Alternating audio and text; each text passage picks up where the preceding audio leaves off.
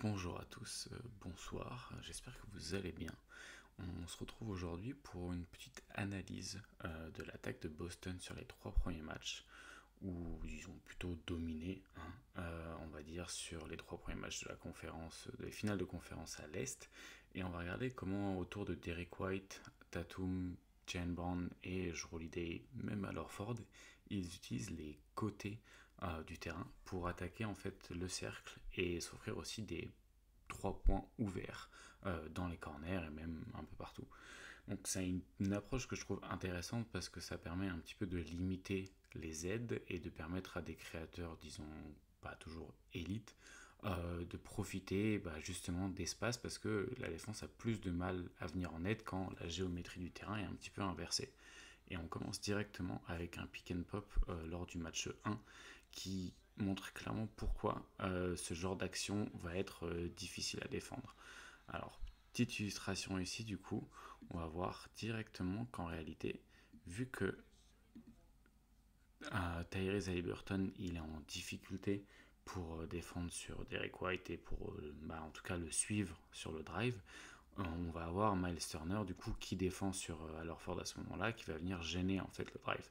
Et vu que ça vient d'un côté, c'est plus difficile, il y a moins de joueurs qui peuvent venir gêner le drive, et du coup ça va être directement à Miles Turner de le faire, alors que c'est assez problématique, parce que si Miles Turner protège le drive, vous allez voir, ça ouvre le 3 points.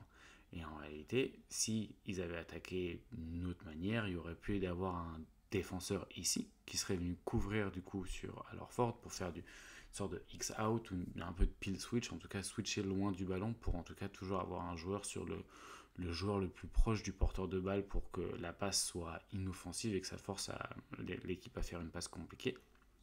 Mais en réalité là, le joueur qui a une passe a un 3 points ouverts. Et ça, c'est pas possible. En vrai, c'est très problématique défensivement parce que du coup, tu ouvres beaucoup de pistes. Et normalement, tu pourrais avoir par exemple le switch automatique qui se ferait, Liberton resterait là, et Siakam qui serait plus dans l'aide sinon pour venir bloquer le drive. Mais dans ce cas-là, ça ouvre le 3 points de Jaylen Brown, Naismith serait obligé de remonter, et Andrew Nembhard se retrouverait à défendre sur Tatum et Holiday sur le côté opposé. Ça force du peel switch, mais c'est ce que les Pacers devraient faire parce que sinon on a un joueur qui a une passe de ballon qui se retrouve vers à 3 points. Et ça, c'est juste pas possible à un tel niveau en finale de conférence. Du coup, parfois ce que les défenses font, c'est qu'elles demandent aux joueurs de garder du coup leur marquage. Donc là, on se retrouve avec un nouveau side pick and pop. On voit cette fois la différence, c'est que c'est Tatum qui vient faire l'écran. Alors Ford est ici, on voit que Turner est dans l'aide surtout du côté du haut de la raquette. Et en réalité, ce qui va se passer, c'est que Naismith il va vouloir rester connecté à Tatum. Et du coup, il va pas empêcher le drive de Derrick White. Et comme Siakam, il veut pas laisser Jaylen Brown et que Turner, il est un peu réticent à laisser aussi alors Ford ouvert, il n'est pas très agressif sur son aide. Et du coup, le low man, le joueur qui défend sur le corner opposé, c'est Andrew Nembhard qui propose presque aucune protection de cercle. Donc là, on a Naismith qui reste, vous voyez, il reste bien connecté à Tatum. On a Derrick White qui peut driver au cercle. Et on a du coup le Loman qui est l'arrière des Pacers et du coup qui ne propose pas une grosse protection de cercle. Et du coup c'est un peu compliqué à arrêter pour les Pacers. On retrouve la même situation cette fois où du coup ils veulent absolument bloquer le drive et il y a un problème de communication je pense et de rotation ce qui fait que ça ouvre le 3 points. En réalité ce qui se passe c'est que normalement ici pour annuler le drive la solution c'est d'avoir du coup Turner ici qui ignore Tillman et du coup il bloque le drive. Il bloque pas le pull-up de Derrick White, mais tu peux vivre avec du pull-up de Derrick White quand tu es une défense, mais en tout cas tu retires le drive en étant ici. Le problème c'est que défensivement la rotation est faite par Obi Toppin et Ben Shepard de tous les deux aller sur Derrick White et du coup tu as de nouveau un joueur qui est ouvert à 3 points à une passe du ballon. Et ça c'est pas possible. Et du coup, encore une fois, Boston arrive à punir avec ses actions sur le côté parce que ça force les équipes à avoir une très bonne discipline sur les côtés. Et on peut même retrouver sur des actions off-ball, j'ai appelé ça du side pick and pop, mais en vrai c'est plus du pin down action, où en réalité, du coup, on a Horford qui vient faire un pin down screen, je sais pas si ça s'appelle comme ça en vrai, mais c'est une pin down action, enfin je crois. C'est utilisé beaucoup avec Kevin Durant et avec Brandon Ingram. Et on a Derek White qui va venir du coup faire prendre position ici, et du coup Turner va soit vouloir rester ici pour retirer le drive à Derek White, soit monter pour retirer le tir à Derek White, soit suivre à Horford. Du coup, ce qui se passe, t'as Andrew Nembhard qui reste un petit peu dans l'écran, Derek White qui se libère, du coup on a Turner qui le suit, et là, Stampede Action d'Al Horford, on va voir qu'à la réception du ballon, il ne le réceptionne pas du tout pour prendre le tir à 3 points, mais vraiment, hop, pour partir au drive. Et du coup, voilà, c'est encore une action qui se passe littéralement sur le côté, et du coup, c'est très difficile de venir en aide. Nouvelle action ici de pin down action, où cette fois, Turner ne veut pas lâcher à Horford, et du coup, arrive trop tard en aide sur Tatum, et au moment où il monte en aide sur Tatum, en fait, Horford est du coup libéré à 3 points. Donc là, on le refait au ralenti, on a le pin down action. Cette fois, la balle n'est pas envoyée à Horford, mais envoyée au joueur qui remonte de la pin down action, donc Tatum, qui attaque directement sur le drive et qui peut profiter de cet espace-là qui lui est offert. Et du coup, Turner est un petit peu bloqué en mode est-ce que j'aide Naismith? Est-ce que je plutôt protège le corner? Et en fait, vu qu'il fait un petit peu aucun des deux, il arrive trop tard pour protéger le cercle, mais il arrive assez tôt pour ouvrir le 3 points. Et c'est une super lecture de Tatum en fin de match en plus, donc ça c'est du bon boulot. Et on sent qu'il commence à avoir l'habitude d'attraper et d'attaquer sur les côtés. Super exemple aussi ici, maintenant on est plus sur des pick and roll que des pick and pop. Donc on a un premier écran entre petits, très intéressant les écrans entre petits, surtout quand Boston a des aussi bons poseurs d'écran à tous les postes. Ça force des joueurs qui n'ont pas l'habitude de le défendre sur ces situations à le faire. Et là, vraiment, l'espace est complètement vide. Ils peuvent avoir un side pick and roll entre gardes, entre arrière. Et la rotation est mauvaise sur Jrue qui slip de screen. Donc il ne le pose pas vraiment, il le glisse. Et il le glisse, il prend de vitesse tout le monde. Et encore une fois, vu qu'ils attaquent sur un côté vide avec tous les joueurs de l'autre côté, et ben en fait, c'est très difficile de venir en aide. Je pense que c'est peut-être plus parlant si je refais une pause sur l'action, mais regardez un petit peu la géométrie du terrain au moment de l'écran. Voilà. Donc là, c'est le moment où il slip de screen. On a du coup Tatum qui est ici, Naismith est obligé de défendre un petit peu dans toutes les situations du match.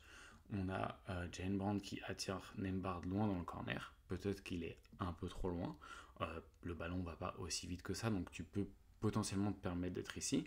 Ou alors, Turner pourrait potentiellement switcher loin du ballon avec Nembhard, venir ici et laisser Nembhard sur Al Horford pour le gêner à 3 points et éviter un kick-out.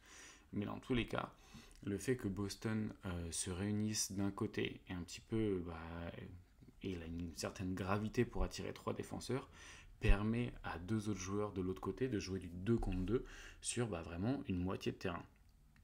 Et c'est des joueurs de basket professionnels, donc du 2 contre 2 sur une moitié de terrain, c'est très dangereux, c'est très difficile à défendre, surtout à un tel niveau, avec une telle intensité. Là, on est sur une fin de match, donc en plus, quand ça va vite, ça peut être pris de vitesse, donc très difficile. Et Boston continue ce genre d'action, cette fois avec Jaylen Brown, où là, encore une fois, on remarque la qualité des écrans. Donc là, on est sur un end-off avec Jrue Holiday, et regardez comment Nembhard reste coincé dans l'écran. Du coup, Jaylen Brown a tout l'espace nécessaire pour prendre de la vitesse et venir postériser Miles Turner. C'est assez magnifique, remarquable. Nouvel écran entre petits, et cette fois, en venant en aide, ils se font punir de l'autre côté. Donc là, je ne sais pas si vous allez le remarquer, c'est du détail, mais Turner est beaucoup plus avancé. Donc là, on est sur une fin de match, donc ça doit faire déjà plusieurs fois qu'ils ont réalisé ce genre d'action Boston. Et on remarque que Turner, au lieu d'être ici dans l'aide en défendant sur Horford, il est déjà 1m50 plus dans l'axe, plus proche pour venir défendre potentiellement du coup le drive de Derek White, comme on a vu tout à l'heure. S'il n'était pas là, ça forçait les défenseurs à switcher ou à venir à deux. Donc là, on a le switch qui est fait. Il vient gêner pour le drive, mais du coup, ce qui se passe quand on a une action qui vient d'un côté avec les 3 joueurs de l'autre, tu as beaucoup d'options de kick-out. Là, vu que Siakam ne lâche pas Jaylen Brown, le kick-out pour Al Horford, il est tout trouvé. On retrouve aussi pas mal d'actions de side post-up, où du coup c'est très difficile à défendre parce qu'en réalité la défense n'est pas habituée à cette géométrie du terrain. Normalement, un défenseur il se retrouve entre le ballon, Donc le ballon est là, il y a le défenseur, il y a le panier. Mais là, tous les autres défenseurs, par exemple, Nembhard ou Turner, il est entre le joueur qui défend, le panier qui est là et le ballon qui est ici. La géométrie est un petit peu inversée et du coup c'est beaucoup plus difficile. Regardez même les body language, les appuis sont pas alignés avec le regard. On a seulement Siakam qui est aligné avec son regard. C'est très compliqué parce que du coup la périphérie dans laquelle tu dois défendre est beaucoup plus grande et du coup beaucoup plus difficile à gérer. Et c'est plus difficile de venir en aide. Et du coup, si tu viens pas en aide, tu laisses une situation d'un contre un joueur qui est All NBA, donc c'est pas forcément ce que tu as envie de faire. Et du coup, tu peux venir en aide. Mais si tu viens en aide, tu t'exposes directement. Là, on a un post-up de Jrue Holiday. Naismith est prêt à venir l'aider. On peut voir que son regard est clairement sur Jrue Holiday plus que sur sa match-up Tatum. La passe arrive directement à Tatum. Il peut attaquer le close-out ou prendre un 3 points. Il décide d'attaquer le close-out. Et ça part encore une fois d'une action qui vient du côté pour obtenir un tir au cercle. Là, on va retrouver un autre moyen d'obtenir un post-up et ils essayent même d'obtenir le mismatch, ils n'y arrivent pas. C'est avec un back screen pour obtenir le mismatch sur Tyrese Haliburton. Ils vont pas y arriver, mais ils vont quand même réussir à obtenir une situation bien dans le fond du jeu, entre guillemets, sur le côté. Et regardez, c'est impossible de venir en aide avec le spacing de Boston. J'avais fait un vieux montage pourri, on garait un Renault Master au milieu du spacing de Boston, mais c'est presque ça. Et quand tu attaques sur un côté, le spacing est tellement optimisé, qu'en réalité, si tu viens en aide, tu t'exposes à arriver en retard et à faire faute. Et à force de faire ça, à force d'attaquer par les côtés, j'aime bien aimer cette action parce que Andrew Nembhard s'attend tellement à une action sur le côté à 2 avec Jrue Holiday sur un end-off qu'en réalité, il est trop avancé par rapport à Jaylen Brown. Et regardez, en fait, il ouvre carrément l'accès au backdoor. Et encore une fois, dans un spacing pareil, difficile de venir en aide. Et du coup, ça donne ça. Du coup, voilà, moi j'avais remarqué ces actions-là. Et en plus, Boston a une grande réussite au cercle sur les matchs de ces playoffs. On voit qu'en fait, il n'y a que 2 fois où ils ont été sous le 50e centile en réussite au cercle de toutes les playoffs. Donc ça montre qu'ils arrivent vraiment à avoir un régime de tir au cercle qui est de très bonne qualité. Ça met aussi en avant les problèmes défensifs des Pacers. Mais je pense que c'est quelque chose qui va être intéressant à suivre, surtout si en finale, Boston se retrouve contre Dallas. Parce que Dallas, c'est une équipe qui force beaucoup le joueur à aller vers les aides, même si ça prend le risque de se retrouver au milieu. Donc, en tout cas, je pense qu'ils vont essayer de limiter ces actions-là, Dallas potentiellement. Et ça va être intéressant de suivre comment ils vont le faire. Mais en tout cas, du côté de Boston, c'est aussi une bonne technique pour obtenir des bons tirs parce que dans un tel spacing, les aides ont beaucoup plus de mal à venir d'aussi loin quand on attaque sur des côtés vides. Du coup, voilà, on se retrouvera potentiellement pour une review de la série contre les Pacers en podcast et une preview des finales une fois que tout le monde sera qualifié. Donc voilà, je vous souhaite une belle fin de journée, une bonne soirée et un bon Game 4.